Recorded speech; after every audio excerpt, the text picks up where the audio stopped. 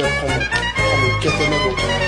Salut et bienvenue dans Mange mon geek, l'émission préférée de José Bové parce qu'on y parle jeux vidéo et gastronomie. Aujourd'hui, je vous propose de découvrir le hamac à Mac Baudet, recette préférée des ninjas d'Europe de l'Est. Allez Robin, partons à la cuisine.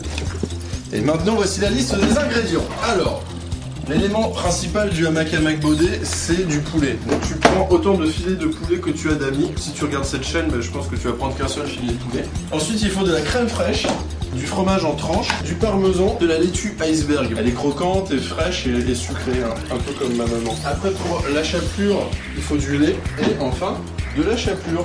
Et puis le dernier truc, parce que comme c'est un sandwich un peu quand même, moi j'ai pris du pain de mie, mais sinon tu peux prendre des pains à hamburger. Donc là en fait tu vois, je me retrouve avec un gros bordel sur ma table de travail et grâce à la magie du montage de la télévision, en 2 secondes tout va se retrouver proprement dans des assiettes. Regarde.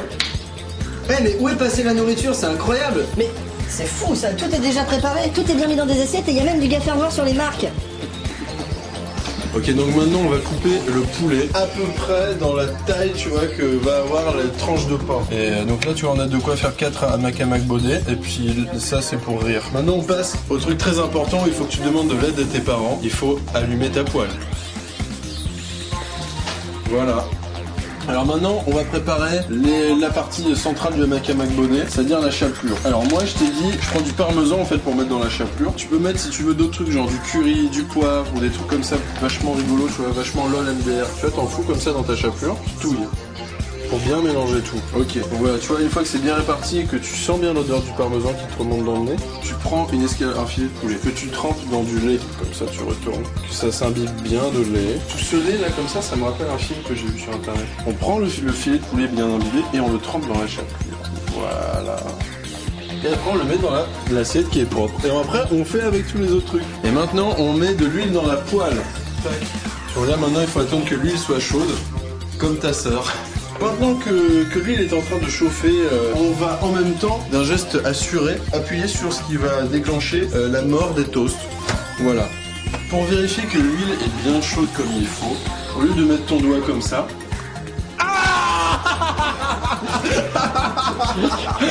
Ok, donc pour vérifier que l'huile est bien chaude, on ne fait pas comme ça.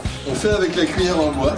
Et on met dans l'huile comme ça pour voir. Et quand ça fait ça, ça veut dire que c'est chaud. Donc on peut bien voir que je me suis cramé le petit doigt pour cette émission. Voilà.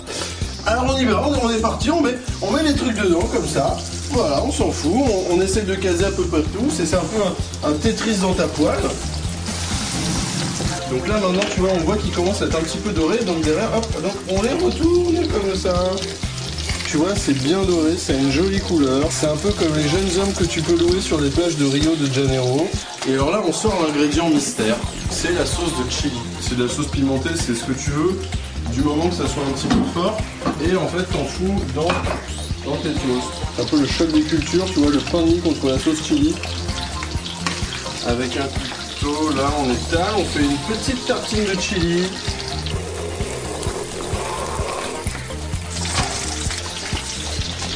Donc voilà, je prépare un vrai sandwich. Donc je prends de la crème fraîche et je fous sur l'autre partie du sandwich. Alors je tartine mais comme un gros porc parce que en fait moi je fais de la cuisine de gros porc. Donc la crème fraîche ça sera le dessus du sandwich. Parce qu'en fait sur le dessus du sandwich tu mets aussi les tranches de fromage comme ça. Tu prends la salade. Ah bah heureusement que tout ça sera en accéléré parce que sinon voilà. Ok. Et maintenant, sous tes yeux ébahis, je vais créer un hamac à Mac Baudet. Je me bave dessus, c'est l'émotion. Je prends ça, je le mets un peu dans le sopalin, tu vois, pour enlever le gras. Là, comme ça. Je mets là. Bon, comme ça fait pas tout à fait bien la grandeur, tu vois, j'avais prévu le coup, je prends un petit aussi, comme ça, hop. Enlève le gras, parce que sinon après je pourrais pas être en string sur la plage cet été. Je mets là, et là, attention. Et voilà, mesdames et messieurs, le hamac à Mac Baudet avec des frites pour picorer en plus et puis de la salade en présentation pour faire comme si c'était vachement bien comme plat. Le hamac à Mac Baudet.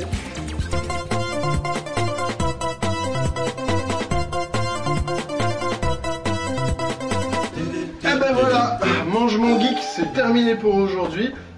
J'espère que tu as bien aimé le hamac à Mac Baudet. Et puis pour digérer, je pense que le mieux c'est de regarder la télé ou bien de jouer aux jeux vidéo. Bonne soirée et puis à bientôt. Bisous.